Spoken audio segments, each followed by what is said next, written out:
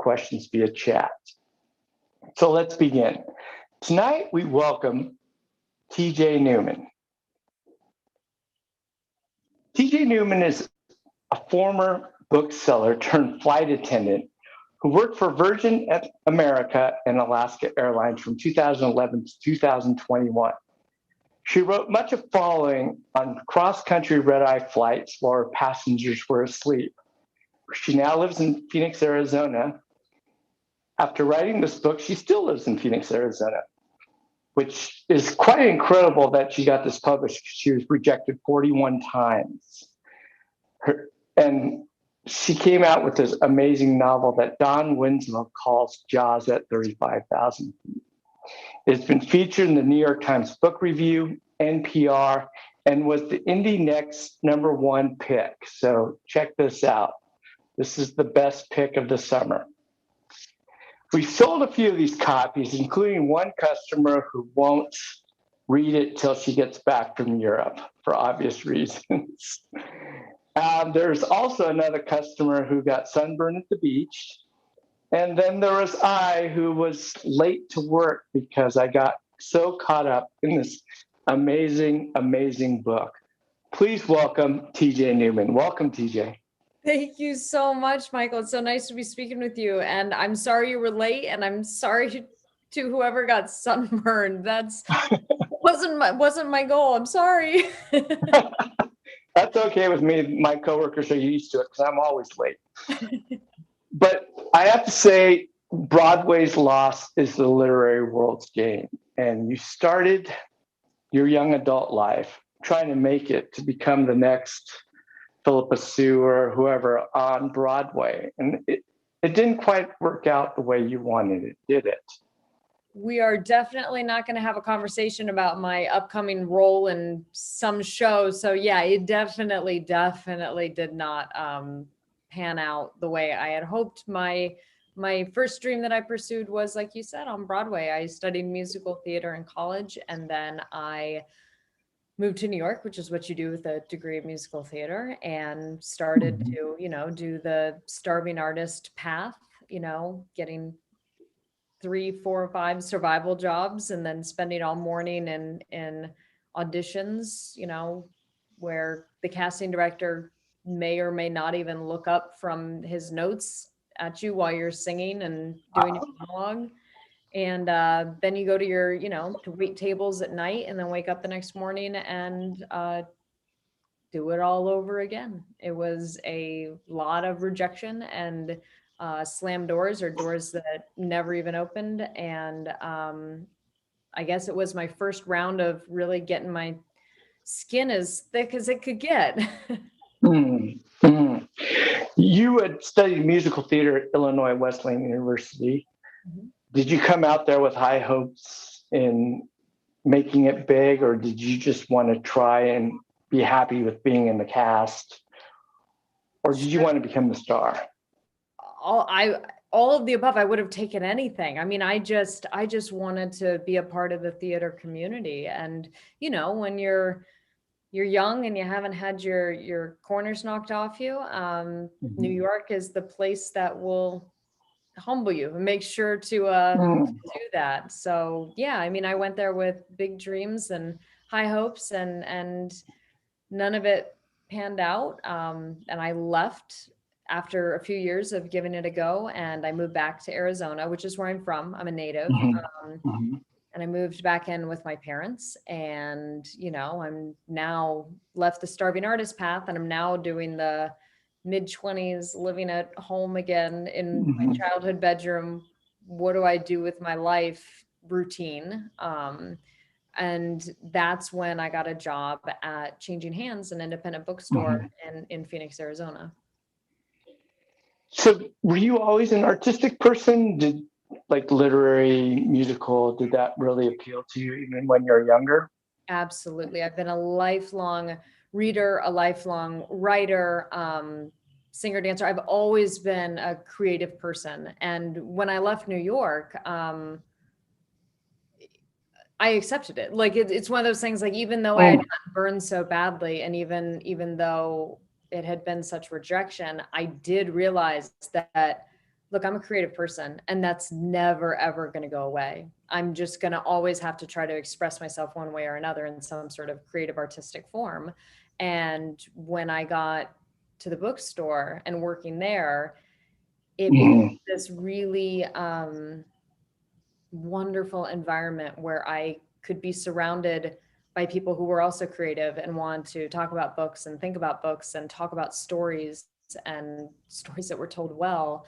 And I could dabble in it myself, but in a far more introverted and personal way, and not so much a out there in front of everybody, Mhm. literally singing Mhm. and dancing, to try to do something. So rekindling that love of writing my own stories was it was a way of coming home on a lot of levels. And one of the most Mhm. important was like artistically, personally for me to go to my roots as a creative person. Mhm. What works at that time inspired you? What books?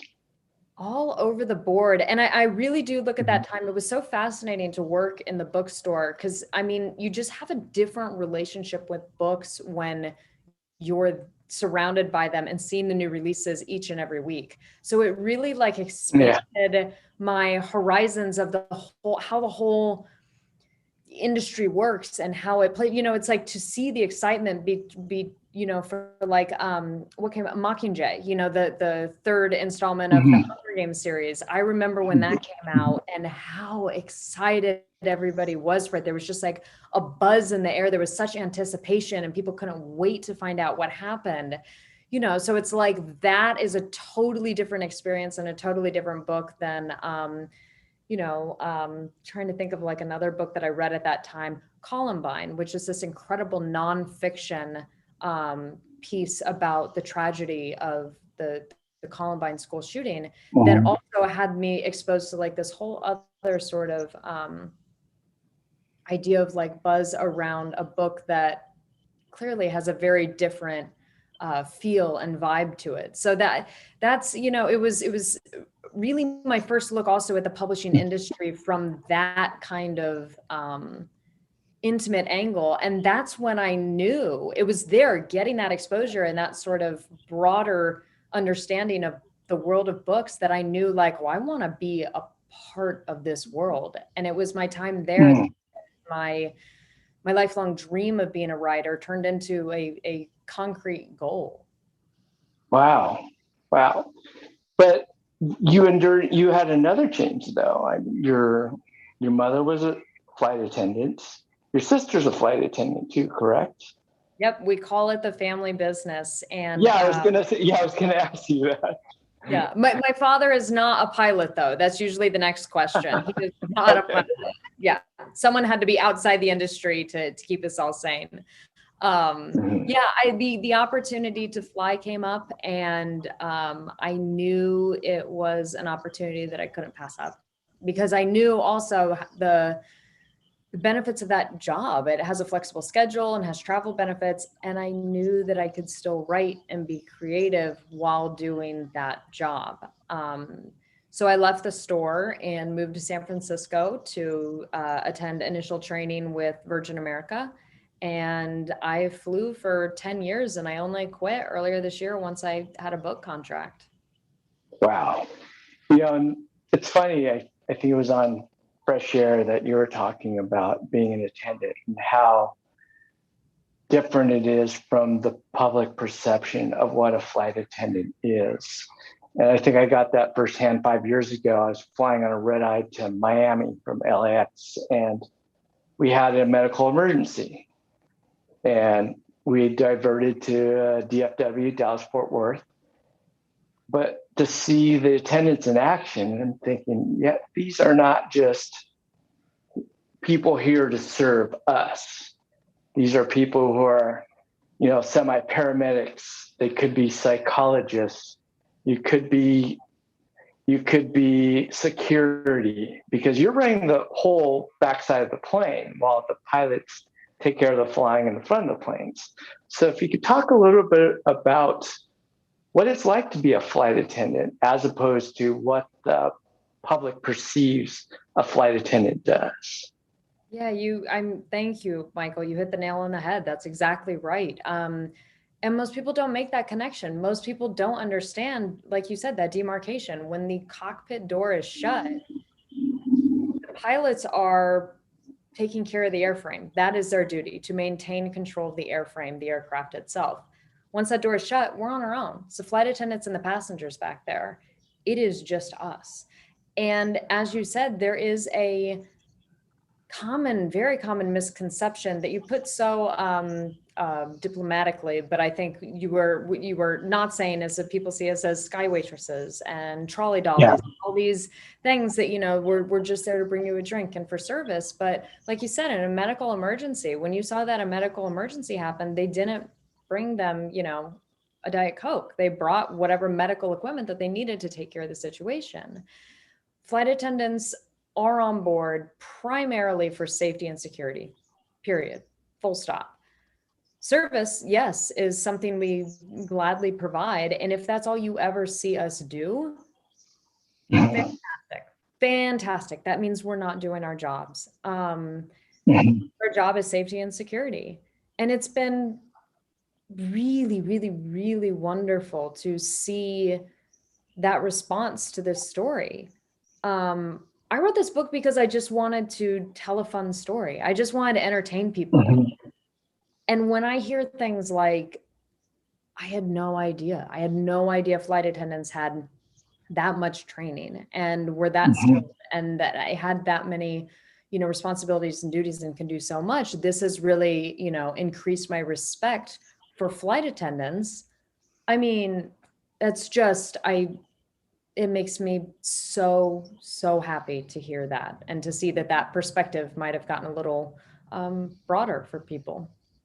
I think it has. And it's just, I likened it to being an umpire or a basketball referee. Go Suns. If you're doing your job correctly, you're not seen, pretty much. You're forgotten about. I like that. I never made that parallel, but I like that. Yeah. But you're also interacting with people, like you're looking for, what do they call, ABPs, able-bodied persons. So you're kind of, to help out in case of an emergency, such as what happened in your novel. So you're kind of observing things. And being a writer, I'm sure you're hypersensitive, even more aware than the average attendant. Would you observe a lot of things when you were on a plane? I would say that's very accurate. I've said before that being a flight attendant is like getting paid to people watch. And especially where I sat, I worked up in first class most of the time, which meant that my jump seat was aft facing. So when I'm sitting in my jump seat for taxi, takeoff, and landing, which is a time in which I can't, be reading or on my phone or doing anything except sitting and observing and being ready to act in case I need to do something. There was a clear plexiglass bulkhead on the planes that I flew on most of the time. And I could do nothing except sit and watch people. So I literally for, almost, 40 minutes every flight, for taxi and takeoff and landing, would just sit and watch people. And it just made its way into the book and made its way into this story and into my imagination. And there's a paragraph in there where Jo, the lead flight attendant, talks about that when she sits in her jump seat, she sort of daydreams about, like, yes, the things that you're describing, my ABPs, like, who is going to help me out if something happens? Who will be there to assist me? And also, like, if something does happen, who's going to start crying and be obnoxious and make it about them? Who's going to, be more of an issue and exacerbate the problem? So yeah, it's the way flight attendants are trained to think. We're constantly having situational awareness of the passengers, of the state of the cabin, of just everything around us. And then I do think that really helped as a writer to just have that high stakes situational awareness of, does this passenger appear to be intoxicated? Am I going to have an issue because I'm facing a lot of resistance to compliance here? or also just, they look like they're fighting. What are they fighting about? Who's mad at who? And just the sort of like low hanging fruit observations too. Wow. This just, you're opening up a whole new world for a lot of people. I mean, the responsibilities, and attendants don't get paid till the plane's closed, right? And they're paid hourly, aren't they? Yes, flight attendants and pilots are paid hourly, and we are only paid when the aircraft door is shut and the plane is moving. So all of boarding and all of deplaning and all of that, we are not being paid. So when the plane is late, we can't bitch to the to the crew because they're suffering as much as we are. Exactly. And I think a lot of people don't know that, so they don't make that connection. But most of the time we're not just, late, we're also missing our commutes, because a lot of times and I was saying to you, Mike, before the call, I commuted. I was based at LAX, but I lived in Phoenix. So my commute was Phoenix to LAX, which means that all of my trips begin and end in Los Angeles.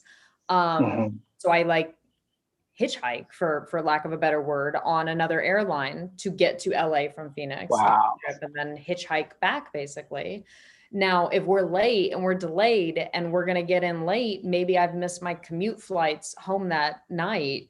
So I assure you, there is no incentive for us to be excited about a delay like that. Yeah. Well, that opened up a world as well. I heard on an interview that your pet peeve is when people ask for a soda, don't ask for the can. So I promise I'm a serial person who does that. So I promise not to do that again.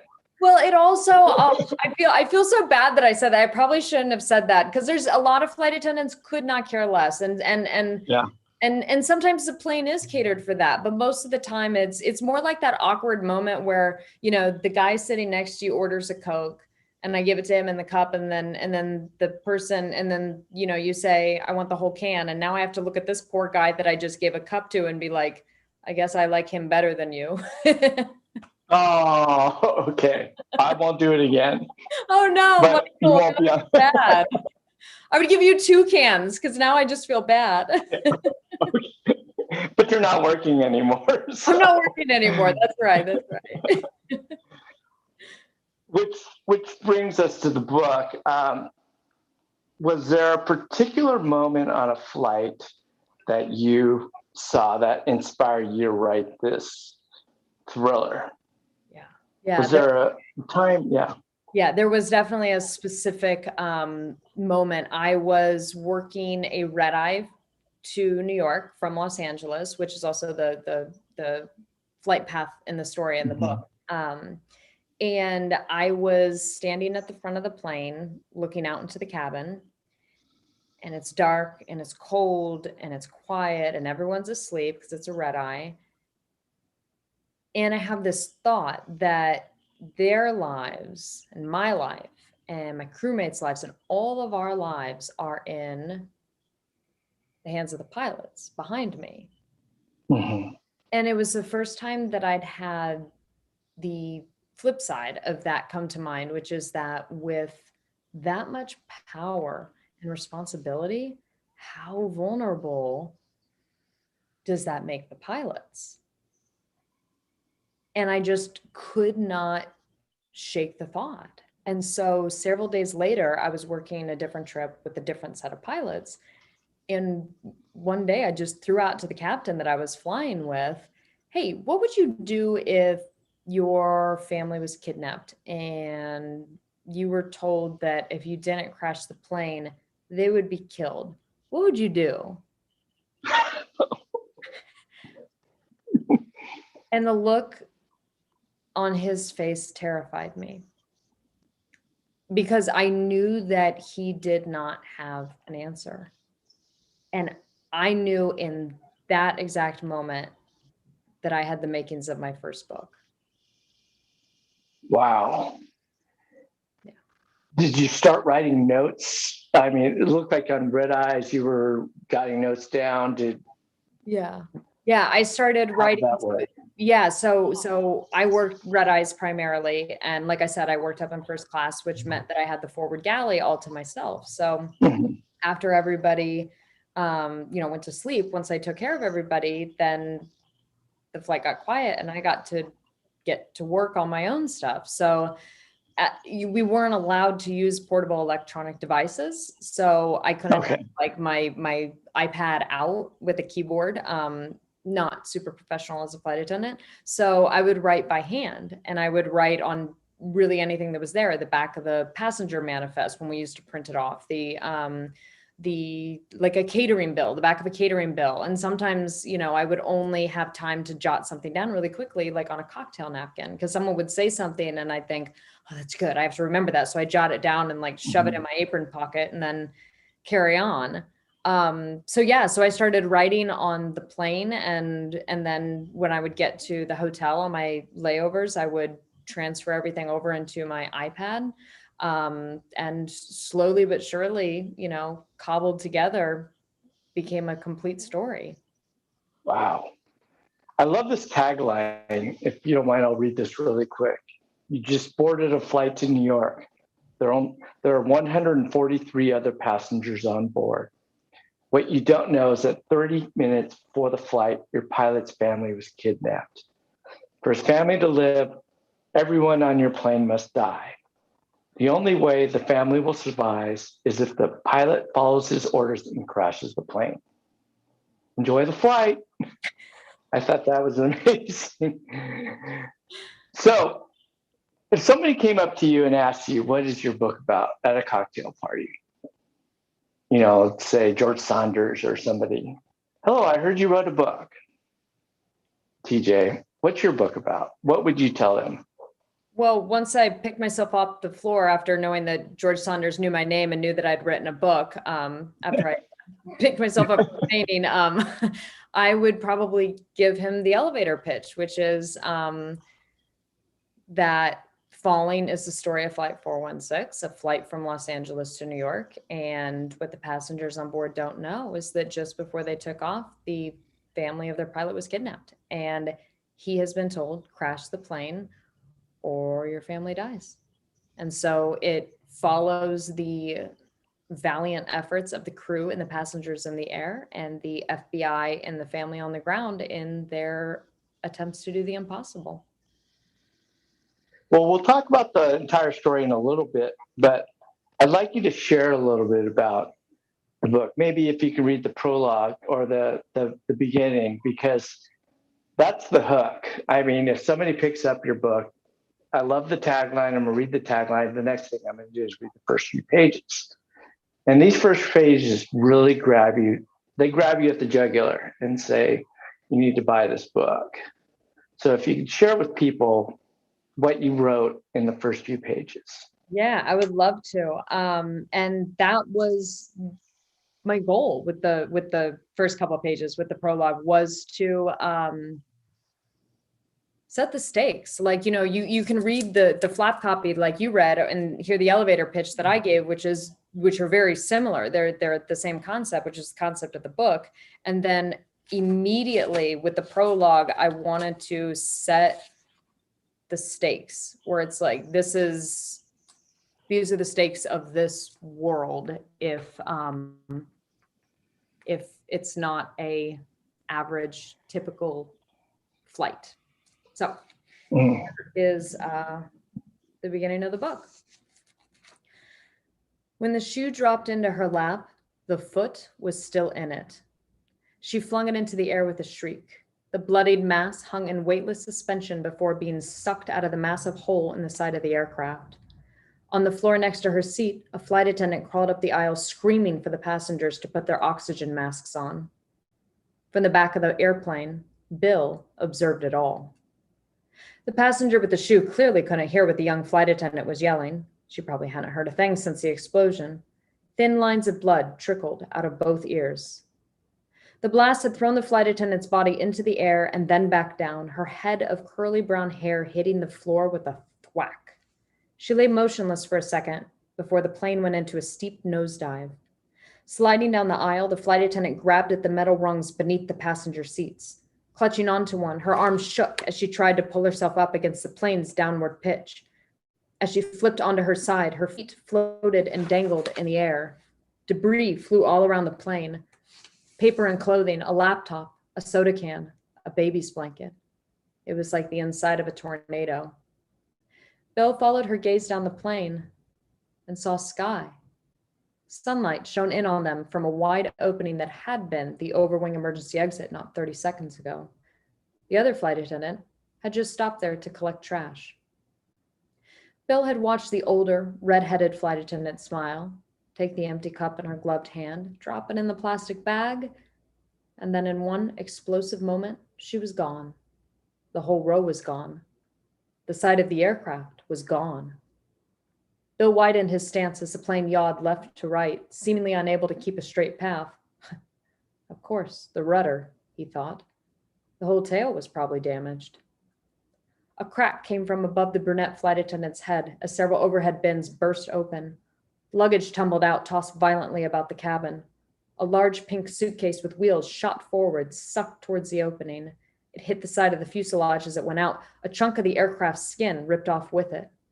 Exposed frames and stringers created a lattice of human engineering against the heavens. Beyond the whipping wires, hissing orange and yellow sparks, clouds dotted the view. Bill squinted against the sun. The plane leveled off enough that the flight attendant on the floor could get to her knees.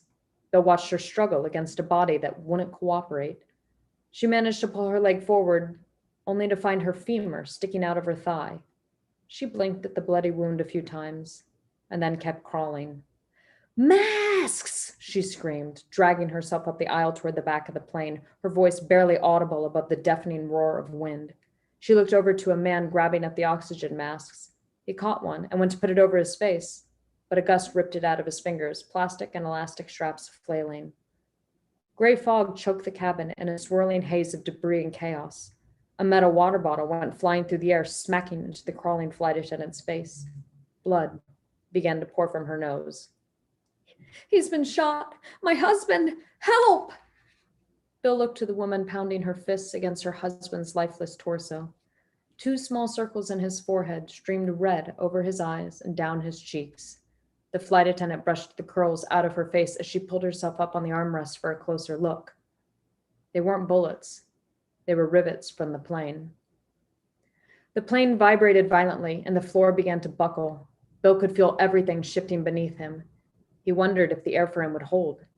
He wondered how much time they had. The flight attendant continued on, placing her hand in a dark spot on the carpet. At the same moment, Bill smelled the urine.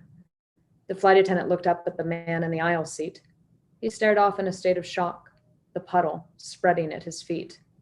"Oos!" someone moaned. The flight attendant turned.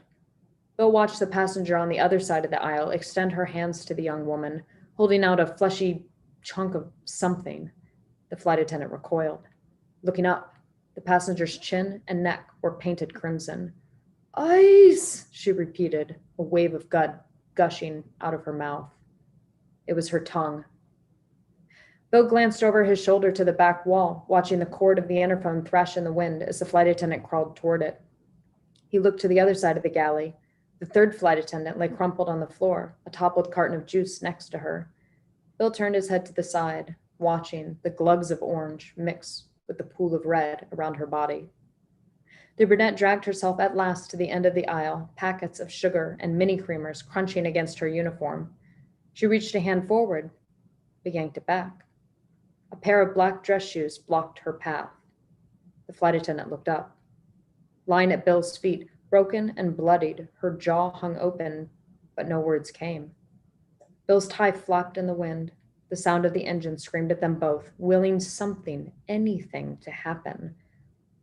But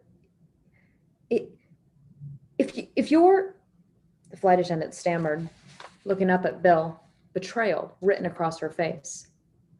"Who has control of the plane, Captain Hoffman?" Bill inhaled sharply as though to speak, but couldn't. He looked down the plane to the closed cockpit door. He was supposed to be on the other side. Bill leapt over the flight attendant, sprinting down the aisle toward the front of the aircraft. He ran as fast as he could, but the door seemed to move farther away the faster he ran. All around him, people cried out, begging him to stop and help them. He kept running. The door kept moving farther and farther away. He closed his eyes. His body slammed into the door without warning, his skull bashing against the impenetrable surface. His hands cradled his head as he stumbled backward. Woozy, he tried to think of how he could breach the sealed cockpit, but not a single idea came to mind. He pounded on the door until his fists went numb. Hyperventilating, he stepped back to kick at it when he heard a click. The door unlocked and cracked open. Bill rushed inside. Buttons flashed red and amber warnings on every surface in the cockpit.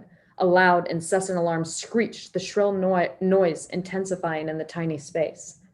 He sat down in his seat on the left, the captain's seat. He struggled to focus on the display in front of him as the plane's thrashing tossed the numbers about. Red followed him everywhere he looked. Every button, every knob, every display was screaming at him. Through the window, the approaching ground loomed closer and closer.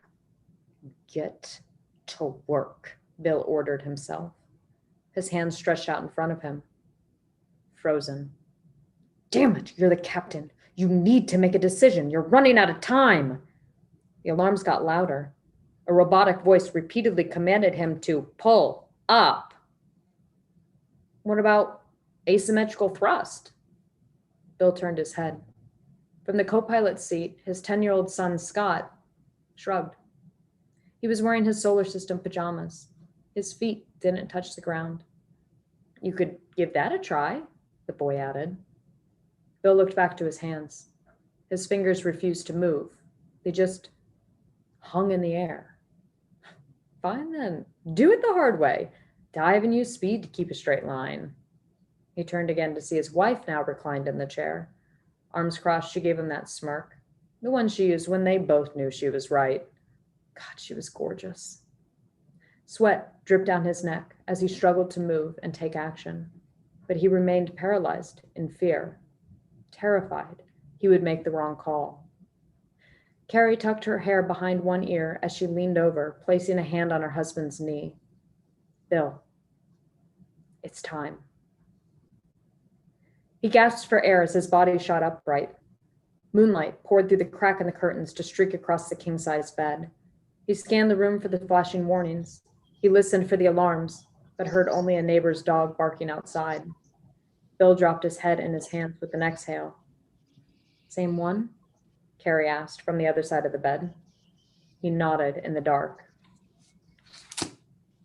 Wow. Is the recurring nightmare, do you have nightmares like that?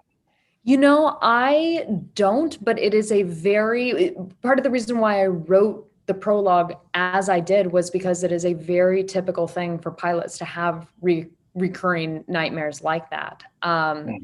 And I actually posed this questions to a pilots forum, and it was fascinating to see the comments that came in and the common themes that came in too. It wasn't just like, oh, I have a recurring dream and it's this. It's I have a recurring dream and it's this. And then 5 other people are saying, yes, that is also my recurring dream. So it was fascinating to kind of get that look into a pilot's psychology. And one of the themes that seemed to be very consistent, which also plays into the concepts in the book, is this fear that you will make the wrong choice. You're the one in charge and you have to make the decisions. And there is a reoccurring nightmare that you will make the wrong call. Speaking of choice, you made the choice to begin your book like this. And why? I'm just curious. I wanted to set the tone of how bad things could get. Like I said, I wanted it, you turn the page and go to chapter 1 and it's Carrie making the bed in their suburban home. The sun is shining, there's birds are chirping, there's not a care in the world. And I wanted that juxtaposition of knowing this is how bad it could get. there is that fine line between being pleasant and having all hell break loose. It's a very fine line. And as a flight attendant, you are constantly aware of just how small the margin of error really is. Have you experienced something like that, of that small margin? Have you personally experienced that, I should ask? Luckily, I've never personally experienced an explosive decompression like in the prologue. Yeah. Thankfully, I've never experienced that. But yeah, it's really anytime that you're experiencing something that intense, whether it's, I have, a passenger who faints and passes out and smacks his head, and now there's blood everywhere. I'm dealing with this, which is maybe just a tall man who passed out and I've got to, administer first aid, or maybe he's had a stroke or is having a heart attack. And so even a situation that, and in this particular situation that I'm thinking of, it was just that he passed out. He was dehydrated and we got him taken care of, and he had, a bump on his head the size of a baseball, but he would be fine. But in those moments where you go, is he going to be fine? This man is like 6'5". I'm 5'4". How am I going to flip him over? How am I going to take care of this? If he really is having some sort of major issue, how am I logistically going to make this happen? Can we get on the ground in enough time? Is there any medical professional on board that can supplement the training that I have, or that I can help them with their training? All of those questions go through your mind in that moment. So even a super small event could be something massive, and you just never know. Wow. So there is tension in the cabin, of course. How were you able to build this extreme tension in your story from beginning to end? There's certain rhythms, ebbs and flows of the amount of tension, but it's always present in the story. And how did you do that within the confines of your book? I think by the time I was done with this, I wrote over 30 drafts of this book. And so I think it was the revision process that helped me get to that, because it certainly wasn't this way in the very first draft. It took a lot of work to get here. And I had sort of like an overarching mantra through this entire process, which was pacing. I wanted to start off from page one at a pace that made it so that the reader could never feel comfortable putting the bookmark in and setting the book down.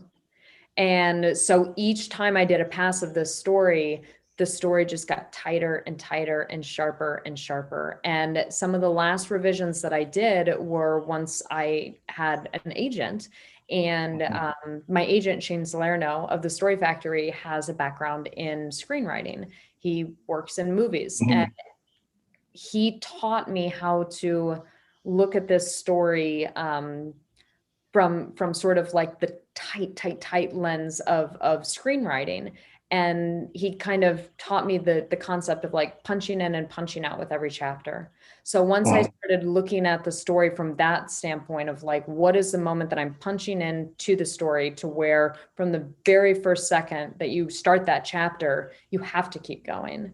And how am I punching out and leaving this chapter in a way that, like I said, you can't just close the book and carry on. You have to know what happens.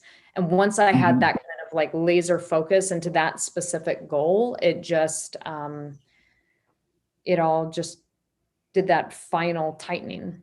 But to do it within the form of a book, I find it much more difficult than if they're writing a movie. I come from a film background, and I've read scripts, and it has to be really tight. But the fact that you were able to do this in over 300 pages, that had to have been difficult to sustain. Was that a challenge for you to be able to sustain that for that length of time, that kind of tension, that kind of pacing? I do think so. And I do think that part of that was also just removing it, having a fully fleshed out, like that's the luxury of a novel versus a screenplay, right? Is that you do have the words, you do have the time to dig deeper into these characters and to really have the reader feel what's happening and not just have it shown to you as you see like in a movie. And I think that one of the best ways that I was able to maintain the tension and to keep that sort of the tension that you're talking about is, again, towards the very, very end of the revision process, which is always like the most important, right? It's like you do like the massive stuff in the beginning, and with each pass, it just getting, it's like the whole idea of like from machete to scalpel. And I do think that some of the most important revisions that I did were those final revisions, because that's when, like, one time I made a pass of the book where I went through and just looked at literally every single word and says, is this word necessary? Are all of these adjectives and adverbs and is this necessary? And if the answer is no, it's gone. I cut thousands and thousands and thousands of words in the last few revisions just by removing single words here and there. Wow. So taking the luxury of a novel, where you do get to have so many words and dig deep into these people, but applying it with that sort of like, yes, you get that luxury, but make sure every single word that's in here is a necessary luxury. I think that was sort of like the thing that made it that truly, tight tension. What also I liked about it was one story, but they had so many different things. You had so many different things simultaneous going on in the ground and in the air, and including two places in the air. There's the cockpit, and then there's the cabin. How were you able to tie all that in together to make it into such a tight story? Yeah, it for that, I didn't do this on purpose, but I think it was like a serendipitous accident that I did. The very first draft that I wrote of this book, and I've also never written a story like this, so I didn't know what I was doing. Like I taught myself how to do this as I was doing it. So the very first draft that I did, I wrote it in a different format where I wrote it beginning, middle, and end from the point of view of the cockpit. Just that. Then I went back to the beginning and wrote beginning, middle, and end from the back of the plane.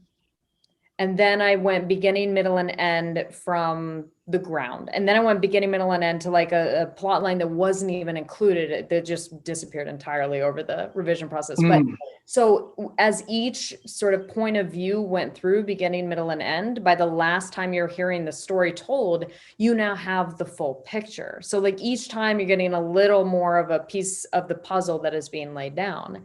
And it worked and it was fine. But a friend of mine, a very trusted friend of mine, Brian, who was one of the first 3 people to read the book, he gave me a note of, it's fine, it works, it's good, but it would work so much better if you took these storylines, he went like this with his hands, and braided them together. It was like seeing that made me go, I know exactly what you mean, and I know exactly what I need to do. So then I wrote down all of the beats from every storyline, and I printed them out and I cut it up and I taped them to my walls right here and moved them around. And anything that wasn't like absolutely necessary was gone. And so I just pieced it all together in chronological order until I had the story braided together. And I actually did that same thing. I did it on my coffee table too, with moving things around. There's just I'm a very visual and tactile person. So it helped me to see that like that. But I think that's, like I said, I didn't mean to do it that way, but I think that it helped in the end to have, like, I only looked by that one perspective as I was writing it. And it was only once I had the whole story from that perspective that I could get into a different perspective and get that. And I think that I don't know, by doing that sort of like lasered in on one viewpoint at a time, it ultimately helped me clarify who was doing what at that point in the story, which made the intercutting between the ground and the air and the front of the plane and the back of the plane work.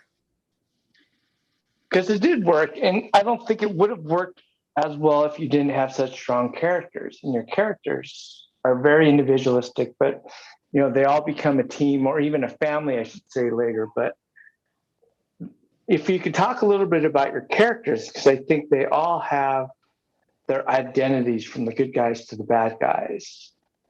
And putting them together, I'm sure was such strong personalities was extremely difficult. But if you can introduce your characters. Yeah. And it's I never thought about like that, putting them all together, extreme personality, like big personalities, but putting them together, it can be difficult. But if you think about it, like that's what a flight is. I don't get to choose as a flight attendant who my crewmates are going to be, and I definitely don't get to choose who the passengers are going to be. So it's really just this box of chocolates type character assortment where really anything goes. There's a line in the book that says something to the effect of like a plane is like a random, like a bell curve. It's just, you get a little bit of everything in society. And these characters, I don't know, the flight attendant, I've said this before, that the flight attendants in particular are some of my favorite characters in the book. Joe, the lead flight attendant, I'm not supposed to choose favorites of my children, but I will admit that she's my favorite character in the book.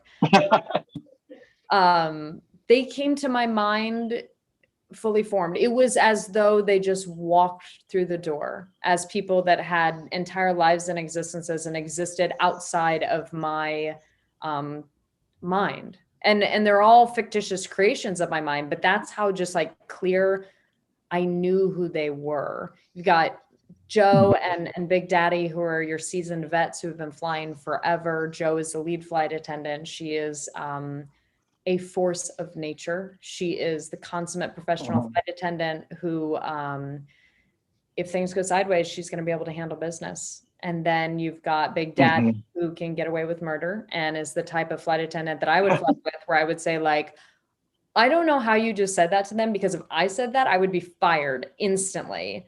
So he's that kind of sort of just sassy personality who is basically born and will die on an aircraft because he is a capital F capital flight attendant. And then you have Kelly, who's the newbie who just graduated from initial training, and she's doing this job, which is a very classic flight attendant line of like, oh, I'm just doing this for a little while after college to travel and see the world and this whole thing. And usually it's like 20 years later and they're still flying, because once they get in, they realize they love it. So that's the assortment of the flight attendants. And then you got your pilots with Captain Bill Hoffman, who is just your classic archetype of a pilot. Just good guy, alpha male, left brain, logical, rational, in charge kind of leader. And then you've got your first officer, Ben, who's also a very typical pilot, who's just a young, hotshot, cocky, single, there to be. They're both kind of archetypes of the pilot character. But they all form loosely in different ways a family. And I'm reminded that there's a saying about there are two different kinds of families: the ones you're born with and the ones you create on your own. But there's also the ones you create on your own, meaning like you marry somebody and have family. But there's also the ones that you choose, like the family of the crew and the pilot. And I thought this was a really wonderfully put together, that you put all these personalities and you emphasize the family, because Joe's nephew is an FBI agent. And then there's Bill, the pilot, in the air with his, poor wife, Carrie, on the ground. I just think there's this whole notion of family. And, I don't know if I have a question, but I I think that's what I really enjoyed the most about the book, actually. And yeah, it's one of those things like, when you're writing a book, and I've heard so many other authors say that, that's like, you don't write a theme. It's not like you set out to be like, this story will be about this, or at least, for this book, it wasn't. And I think for a lot of people, it's not. The themes just kind of emerge after the fact once you've told the story. And it's in hindsight that I look back at this, and I do think that the theme of love and family are probably the two most prominent themes, and the myriad ways that love and family exist. And I think you're exactly right. You've got literal family, and then you have the family of the crew, and you also have the family of the passengers. Because if I can wax romantic about aviation, just again, it's like, I was always aware when I was on the plane of how, when that door closes and that plane is moving, that's it. It's you guys, right? Like, nobody's coming in, nobody's going out, no matter what happens for the next however many hours this flight is. And 99.9% of the time, it's nothing. It's just you guys. But in the event that something does happen, from everything from like, maybe you have a proposal on the plane, or somebody gives birth on the plane, something wonderful. I'm not just talking about like negative incidents, but like something incredible. It is you guys, and you are a family yourself. You are all in that together. And so I think that it did just naturally evolve this theme of family, and crew as chosen family is a major aspect of it. And that's the part of flying that I do miss. Now that I have quit, I do miss that family aspect, because there's a level of trust and camaraderie that is inherent. Basically, you show up to meet your trip, you meet your crew for your trip, and these are people you've never seen in your life. And within 5 minutes, you're thick as thieves, and you have each other's back, and you know that they have your back. We have a few more minutes, so please, we have one question right now, but please type in your questions. And I have to ask, though, this is such a good story. Why did 41 agents reject you? I don't know. I'd love to ask them, but they made it pretty clear with their no thank you that they weren't interested. I think, it's now now that there's a happy ending and that things all worked out, and I go, well, I guess I was just needed those no's to get to my one perfect fit yes. But sure didn't feel that way at the time. It was, I felt each and every one of those rejections. But ultimately, it did just get me to my perfect fit yes. Even though the Broadway steeled yourself, I'm sure, was it difficult to hear that from publishers and agents and whatnot? Oh my God, definitely.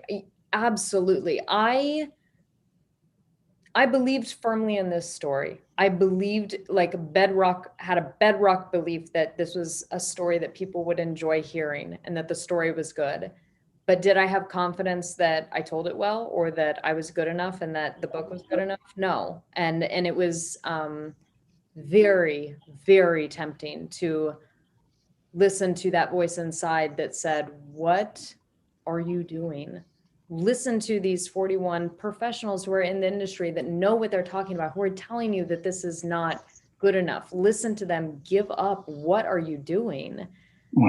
That was very, very, very, very tempting. And the only way that I kept going through that was by reminding myself with every rejection and every time I wanted to give up that I didn't come this far just to come this far. I'd worked so hard just even to get to the point that I was querying agents to get representation. And I knew I would regret it. I knew I would regret it for the rest of my life if I just put the manuscript in a drawer and moved on, because it was safer and less scary and less painful to give up. So Lisa wanted to know, how did you eventually get that agent then? I did. I got my one and only yes for my 42nd submission to Shane Salerno of the Story Factory. And Even that has a good story. I'll tell that story Yeah. if you'll indulge me. Even that has a weird sort of path. So I'm querying agents nonstop, getting a lot of no's. And one day I get a call on my phone and I don't answer it. It's an unidentified LA number. In my head, I'm like, it's a robocall. It's something, so I don't answer it. Just, I've got yeah, exactly. So several days later, I'm at my parents' house. We're having dinner and my phone rings again. And it's another LA robocall. I don't answer it, decline the call and just carry on. And somewhere in the back of my mind, something's like, wait a second, was that, you got another LA robocall, hold on. So I pull up my phone and pull up my voicemails. There are now 2 missed voicemails from the Story Factory and Shane Salerno trying to get a hold of me to talk to me about my manuscript. To which I, of course, start freaking out because now, the potentially the only person that showed any interest, I've now just declined their call twice. So I, of course, immediately call back, get a voicemail, leave a voicemail. I don't hear from him for days. I'm doing that whole, do I call again? Do I leave another voicemail? Do I let it be? Do I try to find his email and send him an email? What do I do? So at this time, I had a pre-planned camping trip, a backpacking trip that I was going on with a friend of mine in Northern Arizona. And I was going to be outside of cell service and internet service for a week while I was on a backpacking trip. So I call him the morning of, the day before we leave. And I say, hey, this is TJ Newman, calling about my manuscript, haven't been able to get a hold of you and I'm going out into the woods for a week. So if I don't catch you by later tonight, I'll circle back when I come out of the woods in a week. So I leave that voicemail, we go about our day.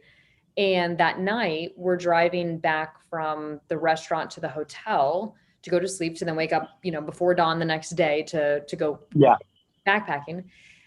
And my phone rings and it's that LA number.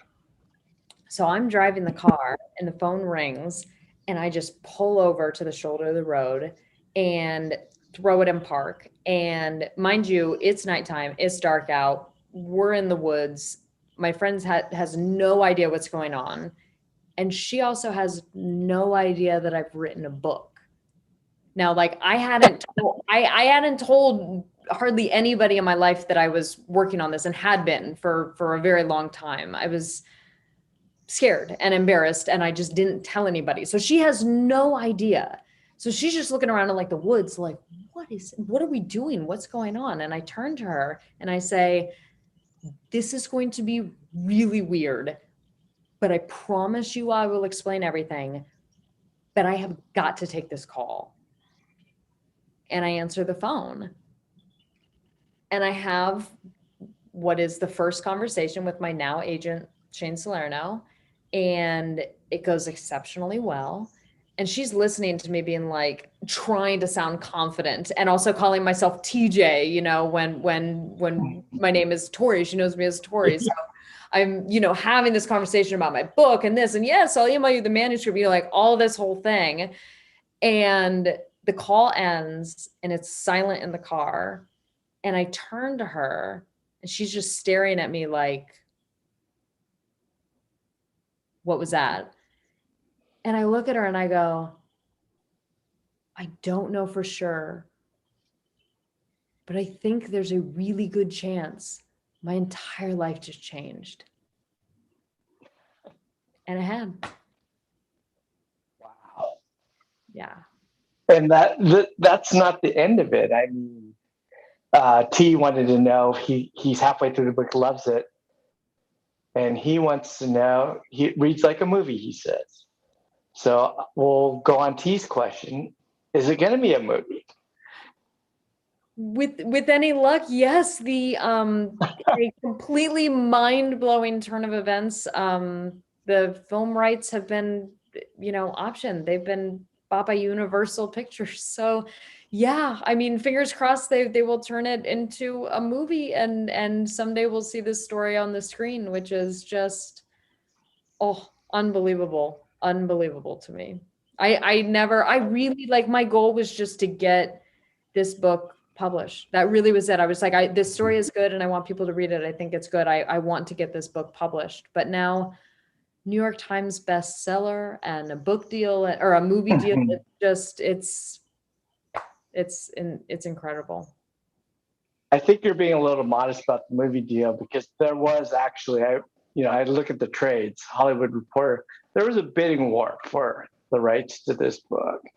And, Jason Bateman, of all people, the actor, he was in on it. And how is this affecting you? I mean, all this stuff, not just the book, but the movie, and not just the movie, but the book and everything. Is this just mind blowing? Mind blowing. Like I